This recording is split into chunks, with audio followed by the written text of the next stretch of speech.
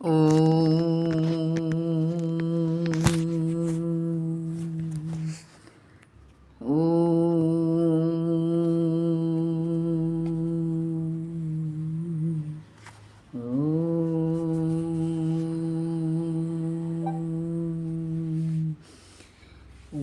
सहनाववतु सहनौ भुनक्तु सह वीर्यं करवावहै तेजस्विनावदीतमस्तु मा विद्विषावहै। ॐ शान्तिः शान्तिः शान्तिः। अखण्डमण्डलाकारं व्याप्तं येन चराचरं तत्पदं दर्शितं येन तस्मै श्रीगुरवे नमः। अज्ञानतिमिरान्धस्य ज्ञानाञ्जनशलाकया चक्षुरुन्मीलितं येन तस्मै श्रीगुरवे नमः। गुरुर्ब्रह्मा गुरुर्विष्णु गुरुर्देवो महेश्वरः गुरुरेव परं ब्रह्म तस्मै श्रीगुरवे नमः। स्थावरं जङ्गमं व्याप्तं यत्किञ्चित् सचराचरं तत्पदं दर्शितं येन तस्मै श्रीगुरवे नमः। चिन्मयं व्यापि यत्सर्वं त्रैलोक्यं सचराचरं तत्पदं दर्शितं येन तस्मै श्रीगुरवे नमः। त्वमेव माता च पिता त्वमेव बन्धुश्च सखा त्वमेव विद्या द्रविणं त्वमेव सर्वं मम देव त्वमेव सर्वं मम देव। गुरुची नावं बघतोय।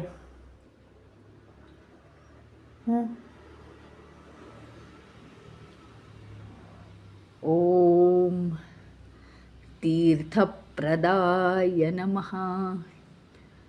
ओम तीर्थप्रदाय नमः।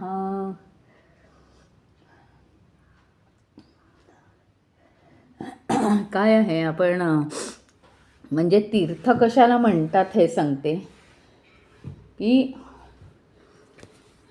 तीर्थ म्हणजे ज्या गुरुला स्वतःला परमेश्वराचा अनुभव आलेला आहे अशांचे चरण धुतले जातात आणि ते तीर्थ म्हणून आपण घेतो। आणि म्हणून काय करतात, या संत सज्जनांचे आपल्या घरी आल्यावर पाय धुण्याची पद्धत आहे, किंवा आपण ज्यावेळी सत्यनारायणची पूजा करतो, मोठ्या मोठ्या पूजा करतो, त्यावेळी अर्घ्य पाद्य हे असतं ना, ते तीर्थ घेण्यासाठीच असतं ते पाद्य, किंवा अभिषेकाचं पाणी आपण पितो ते तीर्थ असतं। तीर्थ म्हणजे काय? तीर्थ हे अतिशय पवित्र असतं आणि ते आपण प्राशन केलं की आपल्या अंगीसुद्धा त्या देवतेचे गुण येतात, गुरुचे गुण येतात, आणि त्याला म्हणायचं तीर्थ। हे तीर्थप्रदाय नमः। म्हणजे विशेष अर्थाने जो आपल्याला हे तीर्थ देतो। नाहीतर काय, साधे कुणाचे पाय धुवून काही तीर्थ होतं का? नाही होत। म्हणजे काय, खरं तर या शरीराचा आपण एक म्हणतो बघा, पायातली वहाण पायातच ठेवावी। ह्याचा अर्थ पायाला महत्त्व कमी आहे, त्या पायांनी आपण रस्त्यावर चालतो सगळीकडे, आणि तरीसुद्धा म्हणजे गुरुचं प्रत्येक अंग पवित्र आहे, कारण त्यांनी परमेश्वराला प्राप्त केलेलं आहे.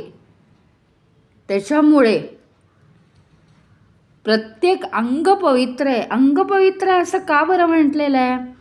कारण मनातले विचारच अतिशय शुद्ध आहेत आणि म्हणून गुरुबद्दल हा आदरभाव पूर्णपणे आपण व्यक्त करण्यासाठी आपण काय म्हणतो, त्याचे गुरुचे चरणकमल जे आपल्या अवयवांच्या दृष्टीने हीन समजले जातात, कारण आपण चालतो ना रस्ता त्यांनी, त्याच्यामुळे. पण ते सुद्धा म्हणजे शरीराचा जो कमी महत्त्वाचा भाग आहे तो सुद्धा गुरुचा पवित्र आहे, असा यात खूप महान भाव आहे. आणि म्हणून ते चरणांचं तीर्थ हे केवळ गुरुच देऊ शकतो, ज्याचं मन इतकं शुद्ध, इतकं पवित्र, आणि नुसतं शुद्ध आणि पवित्र नाही आहे, तर ते भगवंताशी एकरूप झालेलं आहे. असा गुरुच फक्त तीर्थ प्रदान करू शकतो. आणखीन याचा दुसरा एक अर्थ आहे की आपण म्हणजे काय पुष्कळ प्रयत्न करतो जीवनात आनंद मिळवण्याचा, पण काय आहे की आपलं मन शुद्ध असलं पाहिजे. गुरुचं जे ज्ञान आहे ते एका तीर्थाप्रमाणे. खरं तर काय आहे माहिती का,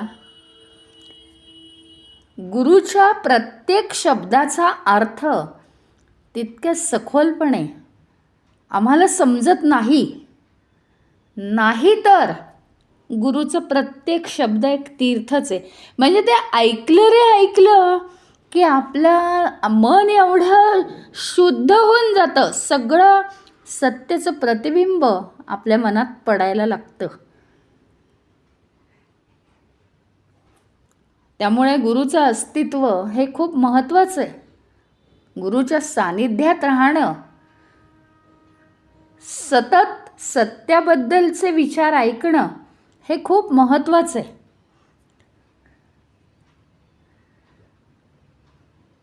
तर इथे हा अर्थ आहे की गुरुचा शब्द हा ते समजवून घेणाऱ्या माणसासाठी काय आहे, तीर्थ आहे. तीर्थ ज्याप्रमाणे तीर्थ प्राशन केलं की आपल्याला प्रसाद मिळाल्याप्रमाणे होतो, त्याप्रमाणे गुरुच्या ज्ञानाचा शब्द आपण ग्रहण केला तितक्या सखोलतेने की आपल्याला आपलं मन अतिशय शुद्ध होतं, बुद्धी अतिशय तल्लख होते, सूक्ष्म होते.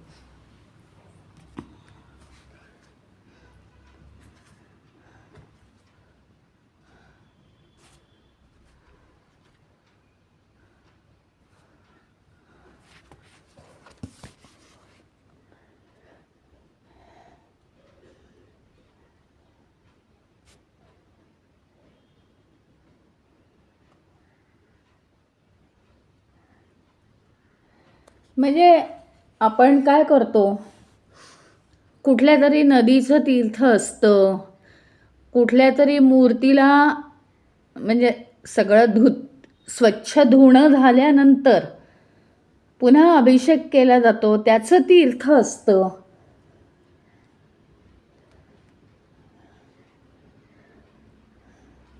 त्याच्याप्रमाणे गुरूंच्या चरणालाच तीर्थस्थान मानायचं.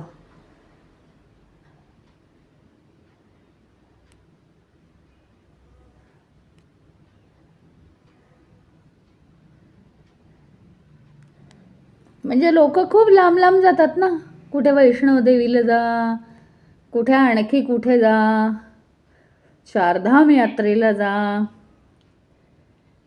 त्याच्याऐवजी जर आपलं मन शुद्ध ठेवलं आपण कुठेही न जाता आपलं मन अतिशय शुद्ध ठेवलं आणि सत्याचे शब्द गुरु काय सांगतात हे जर आपण ऐकलं तर आपल्याला बसल्या जागी घरात तीर्थ मिळतं.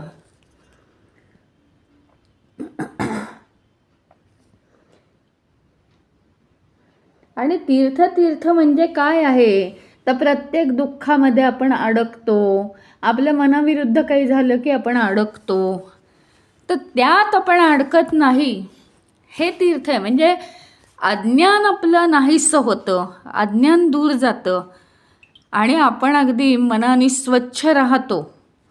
ज्या गोष्टींचा आपल्याला त्रास होतो तिथे आपल्याला काहीतरी करावं असं वाटतं वेगळं आणि मग आपली मनाची शुद्धता चालली जाते ना. पण इथे होतं काय, सगळ्या गोष्टी आपण स्वीकारायला लागतो आणि दुःख आणि अडीअडचणी अशा बाजूनी निघून जातात आपल्या. सतत जर गुरुच्या शब्दांचा आपण विचार केला, एकंदरीत बघा आता आपण रामायण महाभारत ऐकलं, रामायण भागवत ऐकलं, ह्याच्यामध्ये रामाच्या वाट्याला आलेलं दुःख किंवा श्रीकृष्ण ज्या घराण्याचे आहेत ते यादव घराणं श्रीकृष्णाला या परमधामाला जाण्यापूर्वी नष्ट करावं लागलं.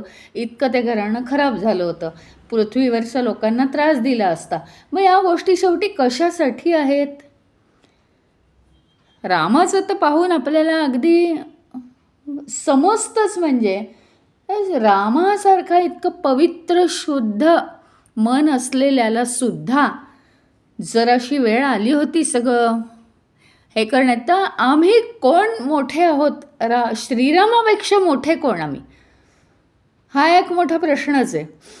म्हणजे या कथांमधून किंवा गुरुवाक्यांवरून आपल्याला समजायला लागतं की फार आपल्याला जे कठीण वाटतं आहे जीवन, तसं कठीण नाही आहे, तर ती एक रीतच आहे जीवनाची. आणि म्हणून नेहमी खरा सद्गुरू तो की तो सत्याच्या ज्ञानाशिवाय दुसरं काही बोलतच नाही. आणि अशा सद्गुरूचं तीर्थ म्हणजे त्याचे ज्ञानरूपी शब्द जे आहेत त्यांनी आपल्या कानांना स्पर्श केला आणि आपण ते सखोलतेने ग्रहण केलं की तीर्थ मिळालं असं समजा. तीर्थ याचा अर्थ प्रत्यक्षात पाय धुवून, आता ते दिवस नाही आहेत सध्या राहिलेले.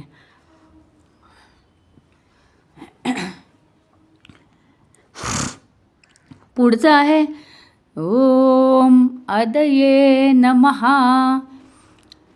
ओम आदये नमः. आता काय सांगतायत?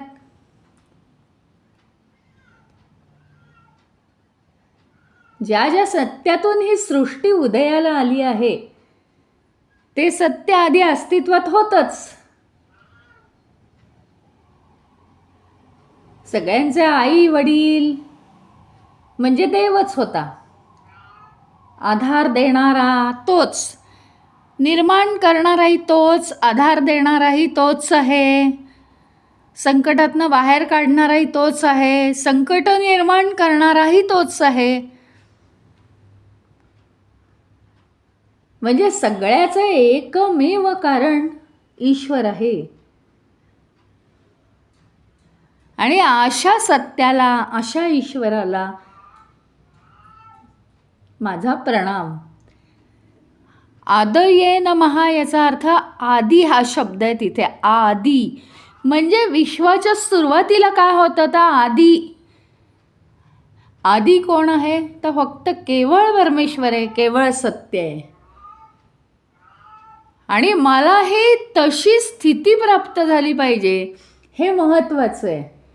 म्हणजे ही जी स्थिती आली आत्ता, या देहाची स्थिती, देहामुळे होणारी दुःख वगैरे, ही स्थिती अनेक जन्मांनंतर आली आहे.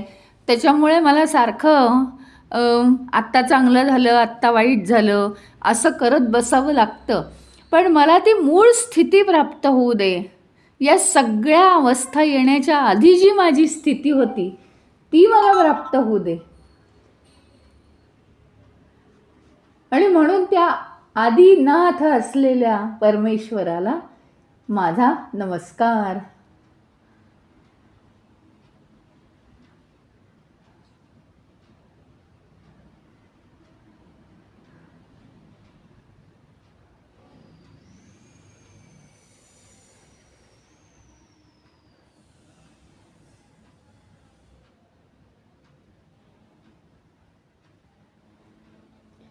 आणि काय आहे, आदी हे म्हणण्याला अजून एक आहे.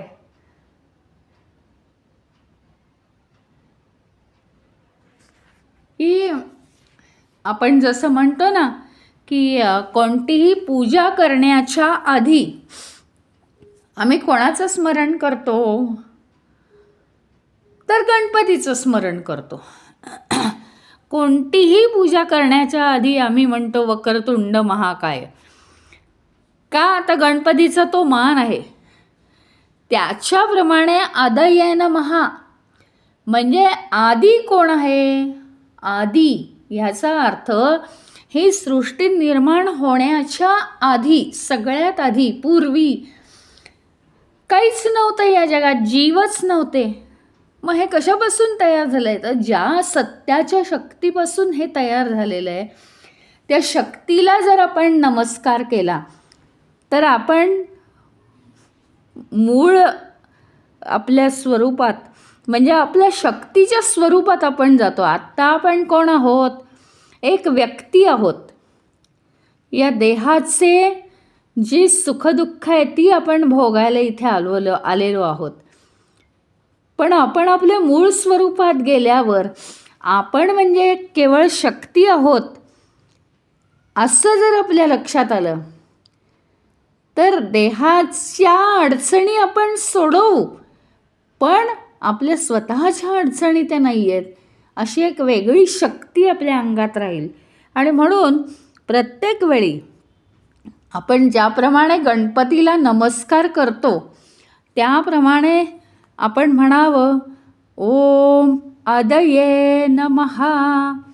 म्हणजे आदये म्हणजे ह्या सगळ्या प्रपंचाच्या सुरुवातीला असलेली जी चैतन्याची शक्ती आहे त्या शक्तीला माझा आधी नमस्कार आहे. कारण ती शक्तीच हे सगळं काही करवून घेते. सगळं ज्या हालचाली चालल्यात, पॉझिटिव्ह निगेटिव्ह सगळ्या हालचाली ती शक्तीच करवून घेते. संपूर्णपणे माझ्या जीवनात जे चाललं आहे ते सगळं ती शक्ती करवून घेते. त्या शक्तीला माझा प्रणाम असो.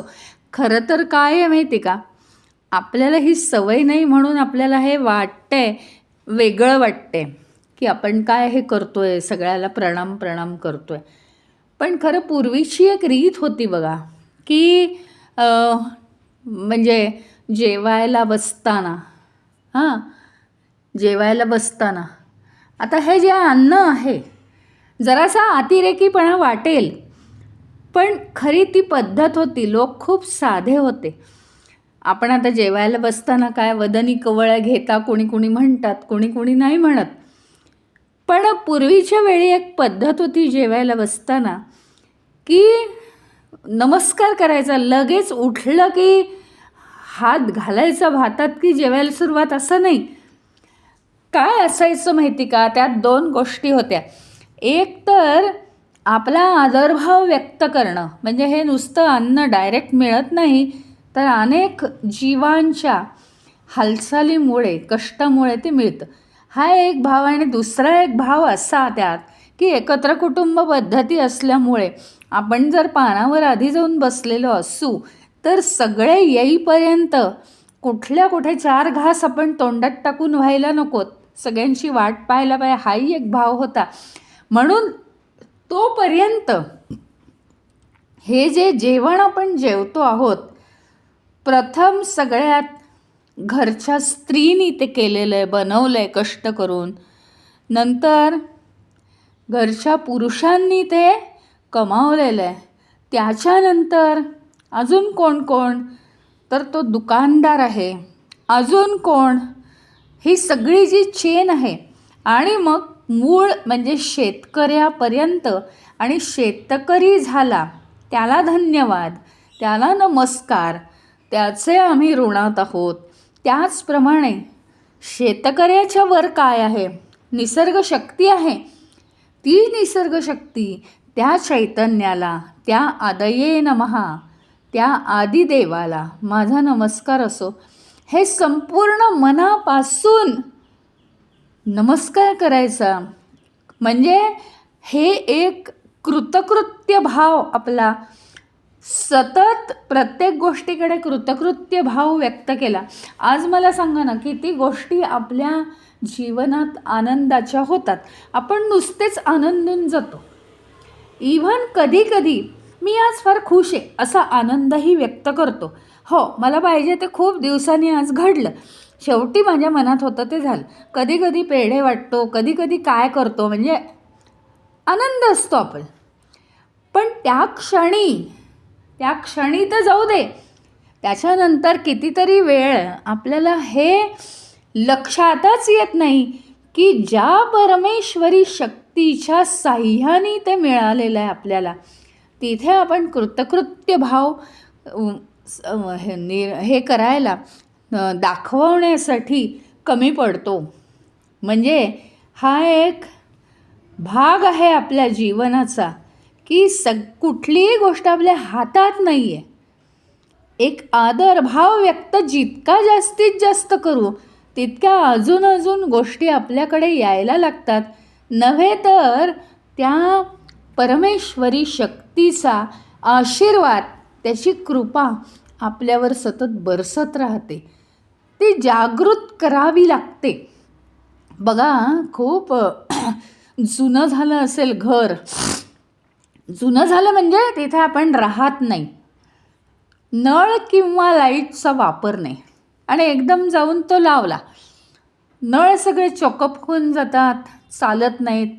मग पाईपलाईन आहे, नळ दुसरे बसवावे लागतात, काहीतरी अडकलेलं राहतं त्याच्यात, किंवा लाईट काही ते खराब झालेलं आहे, काही बदलावं लागतं, काही लाईट ते बल्ब उडून जातात.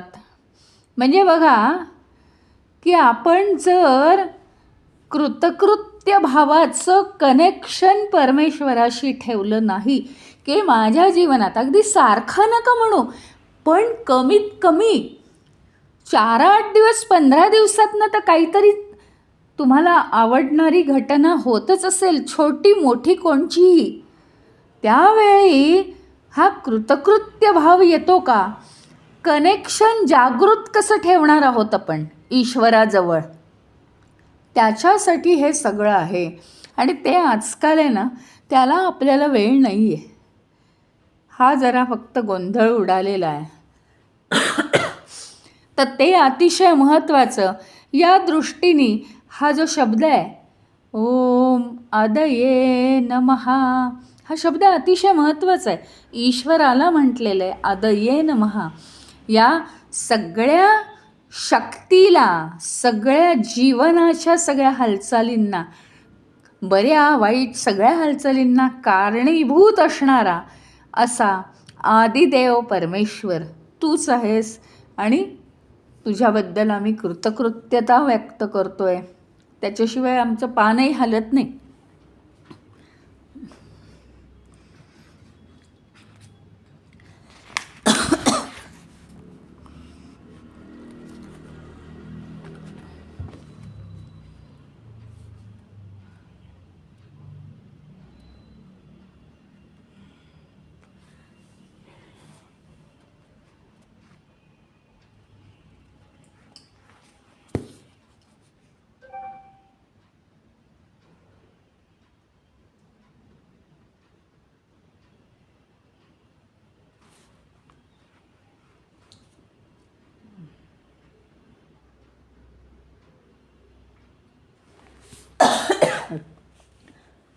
पुढे आहे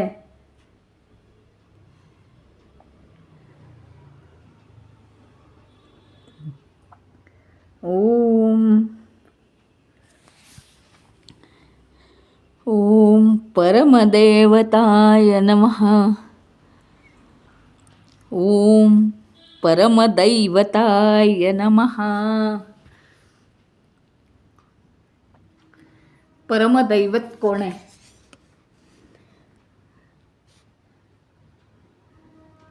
परमेश्वरच परमदैवत आहे ना.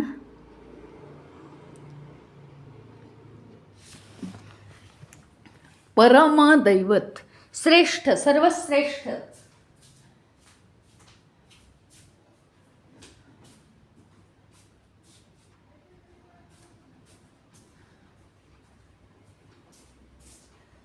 सर्वश्रेष्ठ दैवत परमेश्वर आहे. प्रत्येक नावातून आपल्याला ईश्वराची आठवण झालेली आहे.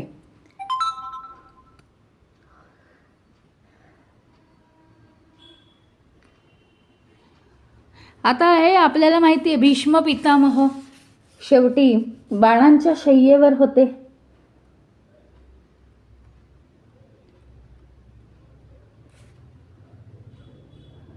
आणि कृष्ण, युधिष्ठिर सगळे त्यांना भेटायला आले होते. त्याच्यानंतर त्यांना भेटायला आल्यानंतर धर्म वगैरे असल्या विषयांचं ज्ञान ते द्यायला लागले.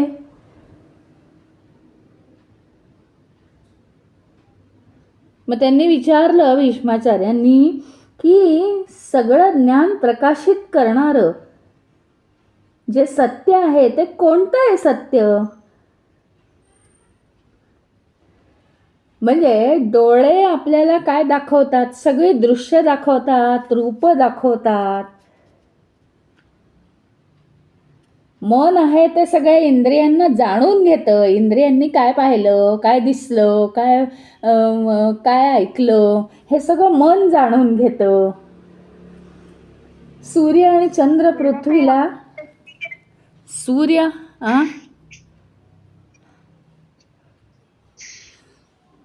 सूर्य आणि चंद्र पृथ्वीला प्रकाशित करतात. तर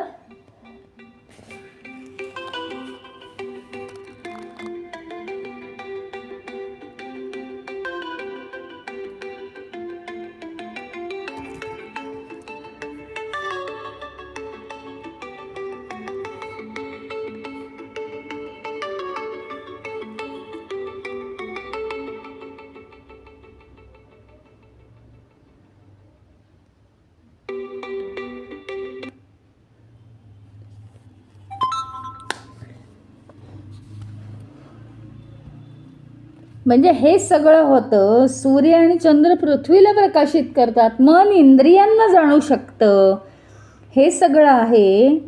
हां, तर भीष्माचार्य म्हणाले की हे सगळे जे प्रकाश देतात, सगळे जे ज्ञान देतात, हे सगळ्यांना ज्ञान देणाऱ्यांना ज्ञान म्हणजे इंद्र कसा देवांचा देव, गुरूंचा गुरु, तसं या सगळ्या प्रकाशकांना प्रकाश देणारं आहे ते सर्वोच्च प्रकाशक म्हणजे सत्य आहे. अशा गुरुतत्वाला प्रणाम. म्हणून इथे म्हटलेलं आहे की परमदैवताय नमः.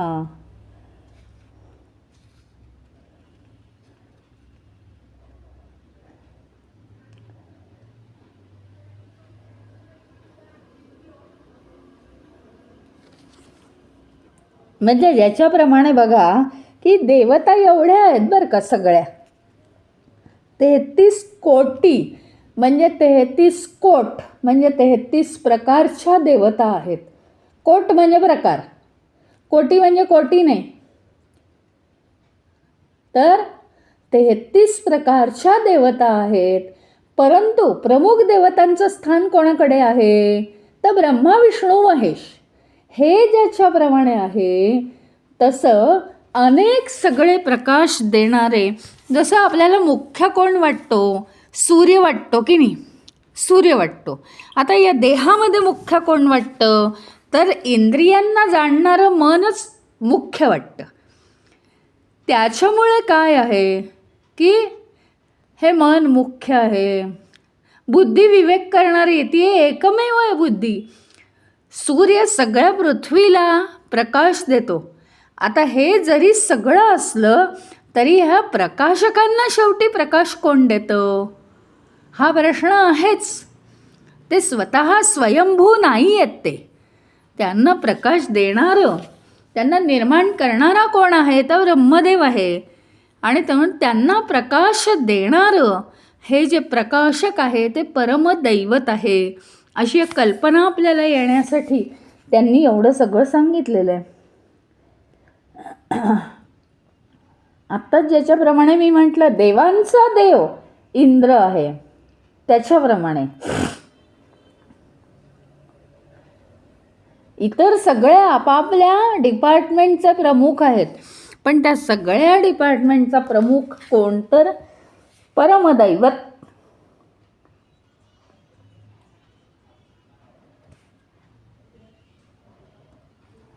म्हणजे हे जे परमदैवत आहे, हे सत्य आहे, हे चैतन्य आहे, अशा परमगुरूला, श्रेष्ठ गुरुला माझा प्रणाम.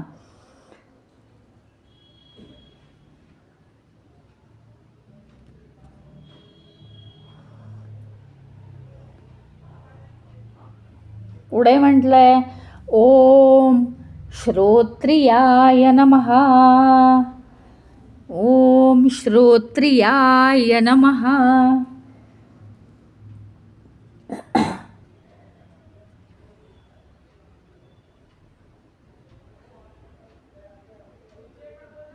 श्रोत्रियाय नमः म्हणजे काय माहिती का?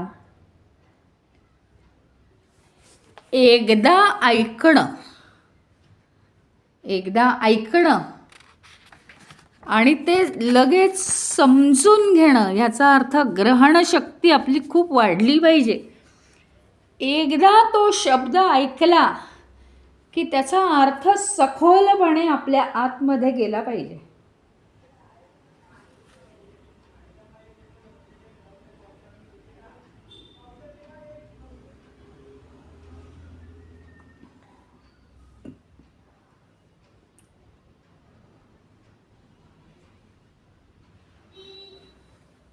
त्याला म्हणायचं श्रोत्रिय.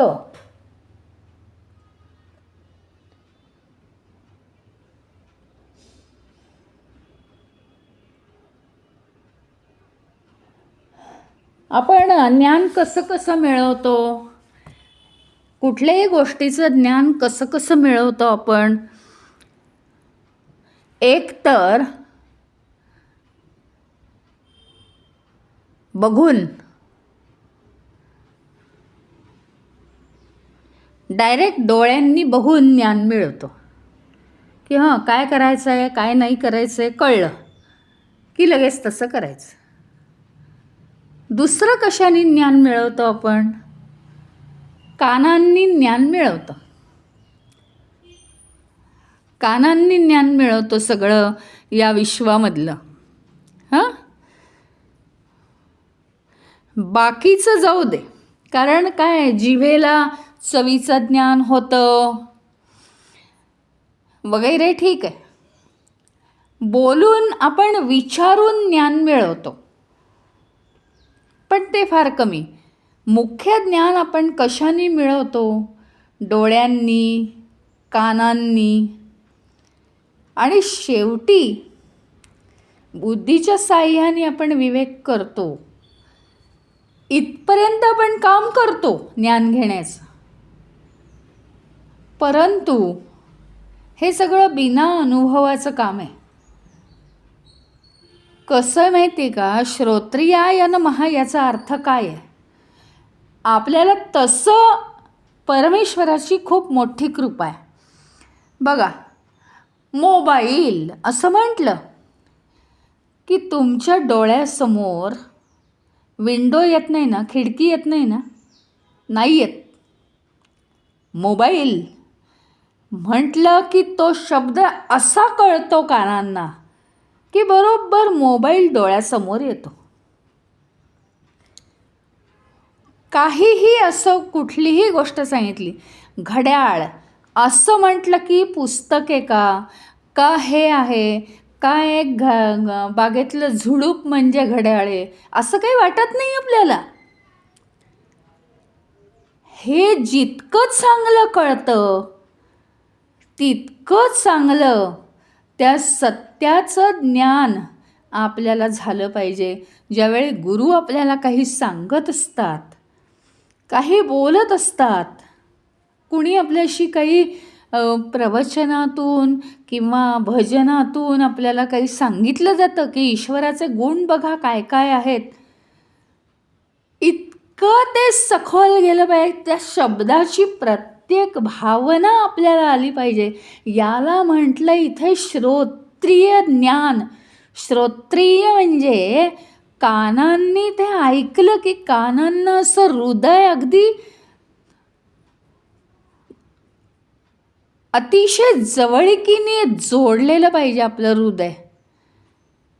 आणि कानांनी ते ऐकता क्षणी त्या सत्याचं सखोल हृदयात अनुभव आला पाहिजे आपल्याला. तो अनुभव वाढत जाण्यासाठी सतत त्याचा आपल्याला प्रॅक्टिकल करावं लागतं. आणि ह्याच्यासाठी हा शब्द अतिशय महत्त्वाचा आहे. श्रोत्रिय कोण आहे माहिती आहे का? श्रोत्रिय गुरु आहे. आता दुसरी एक गोष्ट गंमत की बघा, प्रत्येकाची भाषा वेगळी आहे. किती भाषा म्हणतात की भारतामध्ये 14 भाषा आहेत. आणि पुन्हा ते हे असतात ना, काय बरं ते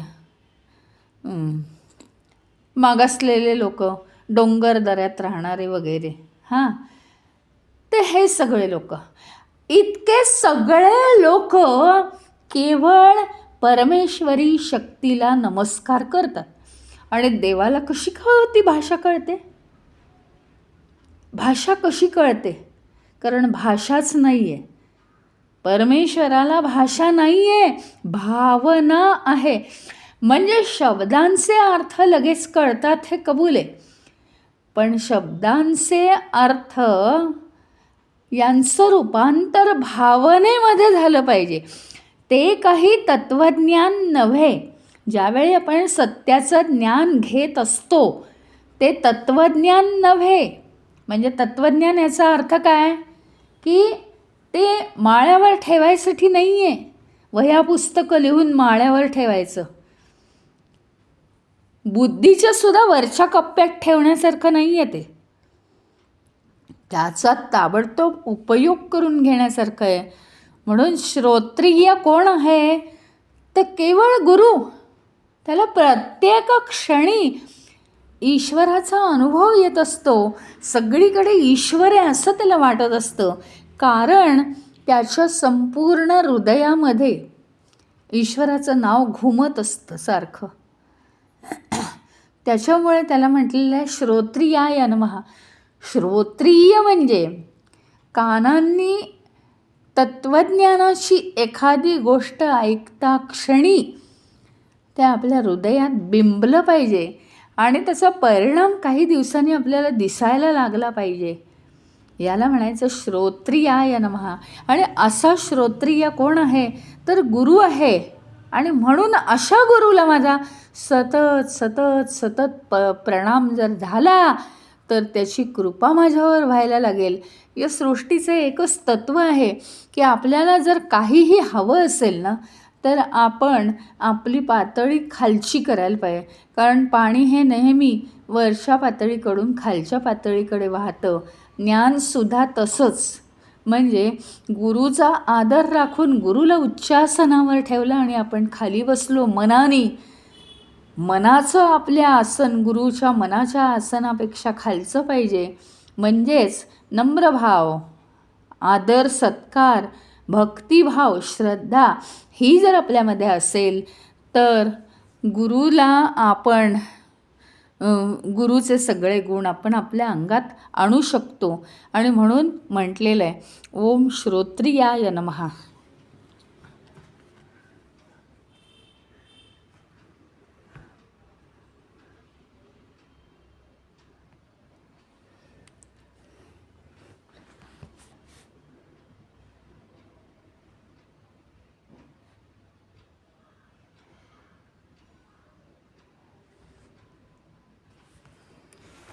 म्हणजे शेवटी कान हे जे आहेत ते कानातल्या कुंडलांनी नाही शोभत, तर ते शास्त्र श्रवणाने आणि परमेश्वराजवळ जाण्याने ते शोभून दिसतात नेहमी.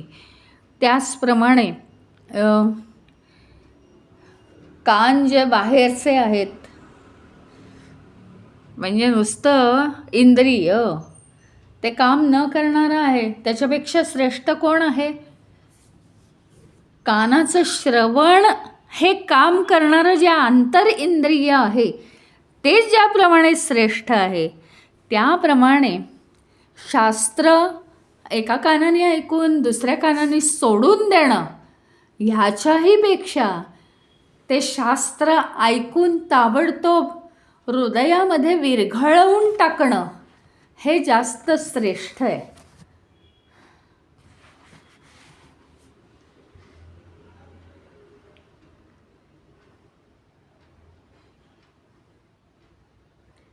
ओम ब्रह्मनिष्ठाय नमः. ओम ब्रह्मनिष्ठाय नमः. ब्रह्मावर ज्याची निष्ठा आहे, म्हणजे हे सगळं ब्रह्मदेवानेच निर्माण केलेलं आहे, यात शक नाही. मी काहीही करू शकत नाही. मी, तू, तो, ती यांनी कुणीही काहीही केलेलं नाही आहे. ही सगळी जी सृष्टी निर्माण झालेली आहे ती केवळ ब्रह्मदेवाने केलेली आहे. आणि त्या ब्रह्मावर म्हणजेच त्या सत्यावर माझी निष्ठा आहे की त्यांनी जर निर्माण केली, त्याचा जर खेळ आहे, तर हे सगळं त्याचंच आहे. मग आपण काय दावा लावू शकतो? काय अधिकार आहे आपला की मला हेच हवं आहे आणि तेच मिळवायचं आहे, असंच करायचं आहे आणि तसंच करायचं आहे? ह्याचा अर्थ काहीच ठरवायचं नाही असा अजिबात नाही. जे करायचं आहे ते ॲटोमॅटिक आपल्याला विचार येऊन ते करून घेतलं जातं आहे. याचा अर्थ एवढाच आहे की जे होतं आहे त्याच्यात अडसर घालायचं नाही आणि जे होत नाही आहे त्याच्या बाबत आपण जास्त अट्टहास ठेवायचा नाही. शेवटी करायचं, सगळाच करायचा प्रयत्न करायचा आहे. आणि म्हणून त्या ब्रह्मावर माझी निष्ठा आहे. साधी एक गोष्ट आहे, कुठल्या शिक्षकाकडनं काही शिकायचं असेल तर जर आजकाल तर मनात मुलांच्या फार हे असतं, या शिक्षकाने हे असंच केलं, तो शिक्षक तसाच करतो. म्हणजे स्वतः अभ्यासाचं ते जाऊ दे, पण म्हणजे जमानाच असा आहे की शाळेतल्या शिक्षकांबद्दल काहीतरी बोलत राहायचं, ही त्यांची फॅशन आहे. परंतु एक लक्षात घेऊया की जर आपली निष्ठा असेल शिकवणाऱ्यावर, किती छान शिकवतो आहे, मला समजावून घेऊ दे, मला शिकायचं आहे याच्याकडून, म्हणजे नॅचरलच गोष्ट आहे ना, ही नॅचरल गोष्ट आहे की काहीतरी जेव्हा आपल्याला शिकायचं असतं तेव्हा त्या व्यक्तीवर आपली श्रद्धा पाहिजे की नाही. कमीत कमी एवढं तरी पाहिजे की हा सांगतोय ते बरोबर आहे. बरोबर आहे म्हणजे काय, बरोबर चूक आपण ठरवू नाही शकत, पण जरी मला आज नाही कळलं तरी विचारून मी परत ते समजवून घेईन. पण माझ्यापेक्षा शिक्षक श्रेष्ठ आहे, माझ्यापेक्षा गुरु श्रेष्ठ आहे, तो काहीतरी मला वेगळं चांगलं उच्च दर्जाचं शिकवतो. कुठलीही कला असू दे, काहीही असू दे, शिकवणाऱ्याला जर तुम्ही बरोबरीचं मानत असाल तर तुम्ही जरी शिकलात ती गोष्ट, आज तर असंच आहे, शिकवायचं तर शिकवं, मला शिकायची इच्छा आहे, तुला शिकवायची इच्छा आहे का, नसेल तर जाऊ दे, काय गरज नाही. म्हणजे या पद्धतीने आपण शिकणार कधीच नाही आहे. तर तो एक भाव मनामध्ये पाहिजे. त्याचं कारण आहे, जर तुम्हाला एखादी गोष्ट शिकायची आहे, अर्थातच निसर्गतःच हा अर्थ होतो की आपण कमी आहोत, शिकवणारा श्रेष्ठ आहे. मग आता ते फॉर्ममध्ये आलं पाहिजे. फॉर्ममध्ये म्हणजे काय, प्रत्यक्षात ते उतरलं पाहिजे मनामनांमध्ये. ज्यावेळी समोरच्याला वाटेल की मी श्रेष्ठ आहे, मला काहीतरी येतं आहे ह्याच्यापेक्षा आणि ते मला याला द्यायचं आहे, हा एक प्रेमभाव आहे. प्रेमभाव आहे, मला याला सगळं शिकवायचं आहे, हा शिकायला उत्सुक आहे, याला येत नाही आहे मला येतं आहे, हा त्याच्यामधला भाव. आणि तो क्रिएट करण्याचं सामर्थ्य शिकणाऱ्यामध्ये हवं आहे. ज्याला शिकायचं आहे, आत्ताच म्हटल्याप्रमाणे शिकणं आणि शिकवणं हा आता प्रत्यक्षात आपल्याला फॉर्म तयार करावा लागणार आहे, की ते एक वातावरण तयार करावं लागणार आहे की मला काही येत नाही, मला शिकव. मग तो शिकवेल. भलेही आपल्या इतर रोजच्या व्यवहारात तो मित्र असेल तरी त्या गोष्टीपुरतं त्याला वाटलं पाहिजे की मी श्रेष्ठ आहे. तेव्हा ती गोष्ट तुमच्याकडे येणार आहे. आणि शिकणाऱ्याला वाटलं पाहिजे की मला हा शिकवतो म्हणजे हा महान आहे. स्वतःचं जाऊ दे की मला येत नाही म्हणजे मी खालच्या दर्जाचा आहे, असं काही होत नाही. पण हा शिकवू शकतो आहे मला म्हणजे हा महान आहे, ह्याच्याकडनं शिकायचं आहे. याने आदर निर्माण करणं आणि शिकवणाऱ्याने प्रेम निर्माण करणं हे जितकं आवश्यक आहे तितकंच आपल्याला जगत असताना या जीवनातलं काहीही मी करू शकत नाही, हक्काने मी काहीही मागू शकत नाही. मी प्रेमाने म्हणू शकतो मला ना हे हवं होतं, जरा हवं आहे. पण ते जर सगळ्या या दुनियाच्या व्यवस्थेत बसत नसेल तर ते नाही मिळत आपल्याला. ठीक आहे, नाही तर नाही. आम्हाला ना एकत्र कुटुंब पद्धतीची सवय नाही आहे, पण आमचं एकत्र कुटुंब आहे, मोठं विशाल कुटुंब. हे विश्वाची माझे घरं, संपूर्ण विश्व मिळून एक कुटुंब आहे. आणि त्याच्यात एवढ्या ॲडजस्टमेंट्स आहेत की कुणाला एखादी गोष्ट मिळते आणि मग ती दुसऱ्याला मिळालेली नसते. त्यामुळे मिळणं आणि न मिळणं यात सुख आणि दुःख नाही आहे. हे निर्माण करणारा जो ब्रह्मा आहे, ब्रह्मदेव आहे, त्याच्याबद्दल आपल्याला आपुलकी असणं, त्याच्याबद्दल आदर असणं. ओम ब्रह्मस्वरूपाय नमः. ओम ब्रह्मस्वरूपाय नमः. या म्हणण्यामध्ये अतिशय आदर की नाही, माझं कल्याण करण्यामध्ये तुला जे वाटतंय ते तू मला दे आणि जे तुला वाटतंय की माझं हितकारक नाही ते तू मला नको देऊस. इतका भाव मनामध्ये आला पाहिजे.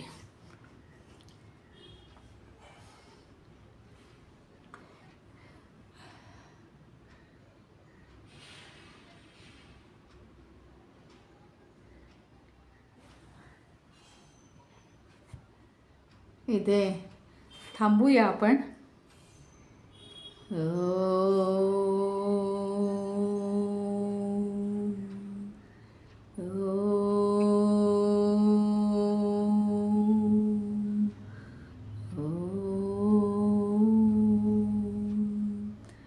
ओम पूर्णमदः पूर्णमिदं पूर्णात् पूर्णमुदच्यते पूर्णस्य पूर्णमादाय पूर्णमेवावशिष्यते.